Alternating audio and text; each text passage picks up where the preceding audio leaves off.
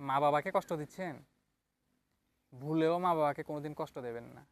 যে মা বাবা আপনাকে এত কষ্ট করে বড় করেছে, তাদেরকে কিভাবে আপনি কষ্ট দেবেন, কোন অধিকারে আপনি কষ্ট দেবেন? আপনি তাদেরকে ভালোবাসতে পারেন, আদর করতে পারেন, যত্ন করতে পারেন, ভালোবাসতে পারেন মা বাবাকে। ভালোবাসার মানুষকে অবশ্যই ভালোবাসবেন, কারণ যার মা বাবা একবার চলে যায় পৃথিবী থেকে, সে জানে হারানোর বেদনা। অর্থাৎ যতদিন মা বাবা আছে তাদেরকে চেষ্টা করবেন ভালোবেসে যেতে। এই যে আমার সামনে ফুল রয়েছে দেখতে পাচ্ছেন, এই ফুলগুলি যেমন পবিত্র, সুন্দর, নিষ্পাপ, প্রত্যেকটি মা বাবাই তাদের সন্তানের কাছে এরকম পবিত্র এবং নিষ্পাপ হওয়া দরকার, এবং নিষ্পাপ হয়। ফুলকে আমরা যেমন ভালোবাসি, আমরা কি ফুলকে ঘৃণা করি? করি না। ঠিক সেরকমভাবে মা বাবাকেও ভালোবাসবেন, মা বাবাকে শ্রদ্ধা করবেন, ভক্তি করবেন, ভালোবাসবেন, কখনো ঘৃণা করবেন না। আরেকটা কথা, কখনো মা বাবাকে কোনো দিন দুঃখ দেবেন না।